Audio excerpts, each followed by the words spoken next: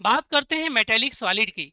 Metallic solid के अंदर क्या होते हैं, मेटल के कर्नल्स होते हैं और इलेक्ट्रॉन्स का समंदर होता है जिनके बीच में फोर्सेस लगते हैं दो तरीके के।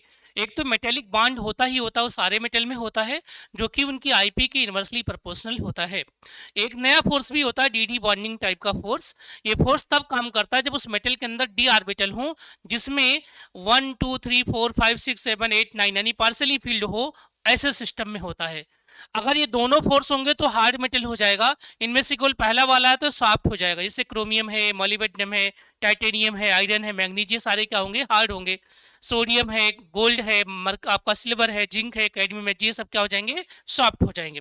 अब बात करते हैं हम लोग क्या, एक क्वेश्चन है कि मरकरी हमारा लिक्विड क्यों होता है। बहुत पूछा जाने वाला क्वेश्चन है कि why mercury is liquid at room temperature.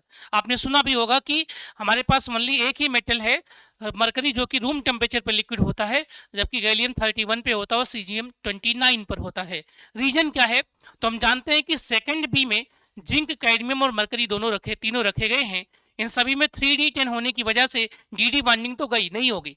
लेकिन आयनेशन पोटेंशियल के बारे में अगर हम देखते हैं तो जिंक का आईपी होता है 9.39 इलेक्ट्रॉन वोल्ट, कैडमियम का 8.99 इलेक्ट्रॉन वोल्ट, जो कि होना ही चाहिए कम, लेकिन मरकरी का कम होने की जगह पे बढ़ जाता है। इसके पीछे जो रीजन है वो क्या है, लेंथेनाइड कॉन्ट्रैक्शन है, जिसकी वजह से जेड इफेक्टिव तो मरकरी की बढ़ती है, लेकिन साइज में चेंज कंपेरेटिवली कम होता है, जिससे इलेक्ट्रॉन टाइटली बधे होते हैं।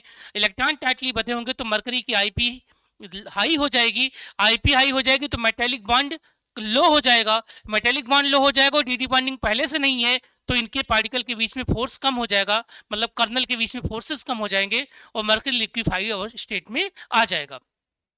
मजेदार बात क्या होता है कि जब मरकरी लिक्विड स्टेट में होता है तो अपने अंदर सारे मेटल को समाहित कर लेता है या घोल लेता है, जिसको हम लोग बोलते हैं अमलगम।